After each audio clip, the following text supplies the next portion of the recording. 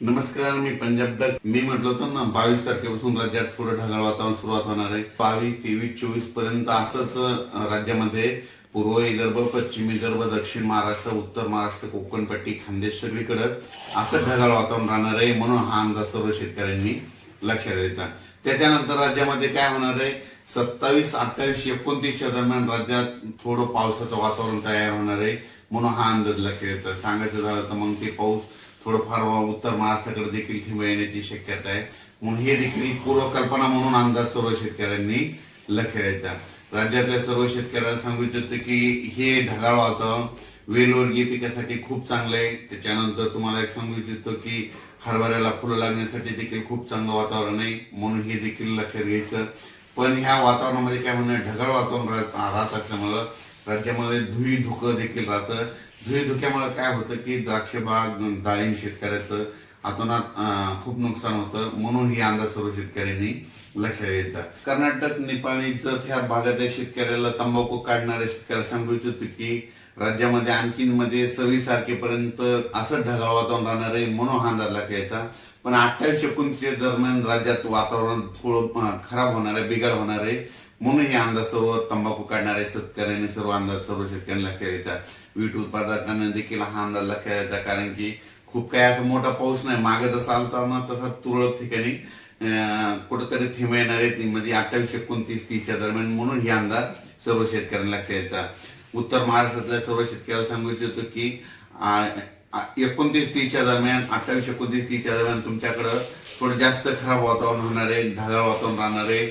म्हणून उत्तर महाराष्ट्रातल्या शेतकऱ्यांनी हा अंदाज लक्षात द्यायचा. मग हे वातावरण कशामुळे खराब होणार आहे त्याचा एक मला कल्पना देतो. काय झालं की वेस्टर्न डिस्ट्रिक्ट WD काय झालं, गुजरात, राजस्थान, पंजाब, हरियाणा, मध्य प्रदेश, उत्तर प्रदेश तिकडे काय होणार आहे आता ह्या म्हणजे 26 ते 30 दरम्यान, म्हणजे जानेवारीच्या शेवटच्या आठवड्यात त्या 5-6 राज्यामध्ये काही ठिकाणी बर्फवारी होईल, कुठं गारपीट देखील होईल, कुठं मध्य प्रदेशमध्ये, राजस्थान, हरियाणा, पंजाब, उत्तर प्रदेश तिकडे गारपीट होईल. पण त्याचा असं काय होणार आहे, महाराष्ट्राला मग ढगाळ वातावरण राहील आणि तुरळक ठिकाणी मग क्वचित भागामध्ये कुठंतरी थिंब पडतील. म्हणून हा अंदाज सर्व शेतकऱ्यांनी पूर्वकल्पना म्हणून लक्षात यायचा. म्हणजे सांगायचं झालं तर मग फक्त महाराष्ट्रामध्ये ढगाळ वातावरण तुरळक ठिकाणी 28, 29च्या दरम्यान कुठंतरी काही भागात अंशतः थेंब येण्याची शक्यता आहे. म्हणून हा अंदाज सर्व शेतकऱ्यांनी लक्षात द्यायचा. खूप काही असा सर्वदूर मोठा पाऊस नाही, फक्त मागे जशी परिस्थिती झाली होती तशी परिस्थिती आता राहणार आहे. म्हणून हा अंदाज सर्व शेतकऱ्यांनी लक्षात घ्यावा.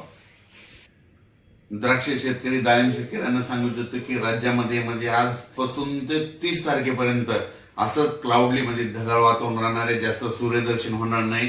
त्याच्यामुळे तुम्ही तुमच्या फवारणीचं तुमचं नियोजन करू शकता. राज्यातल्या सर्व शेतकऱ्यांना सांगू इच्छितो आज देखील उत्तर महाराष्ट्राकडे ढगाळ वातावरण राहणार आहे. पण ते ढगाळ वातावरण काय होईल, दुपारी 3-4च्या नंतर महाराष्ट्रात बऱ्याच भागात सगळीकडे असं ढगाळ वातावरण दिसेल. हे असं ढगाळ वातावरण हे जानेवारीच्या शेवटच्या आठवडाभर राहणार आहे. म्हणून हा अंदाज लक्षात येता. मग राज्यात मग 28, 29, 30च्या दरम्यान काय होणार आहे, थोडं आणखीन याच्यापेक्षा जास्त वातावरणात बदल होणार आहे. मग ते कुठं होणार आहे, नंदुरबार जिल्हा, धुळे जिल्हा, जळगाव जिल्हा, नाशिक जिल्हा, त्याच्यानंतर अहिल्यानगर, पुणे जिल्हा, कोकणपट्टी पूर्ण, त्याच्यानंतर सातारा, सांगली, सोलापूर, कोल्हापूर ह्या पट्ट्यामध्ये काय होणार आहे, मग थोडं जास्त ढगाळ वातावरण राहील आणि तुरळक ठिकाणी थेंब देखील 28, 29च्या दरम्यान त्या पट्ट्यामध्ये येतील. म्हणून ही अंदाज त्या शेतकऱ्यांनी लक्षात घ्यावा आणि आपण आपल्या फवारणीचे नियोजन करावे. धन्यवाद.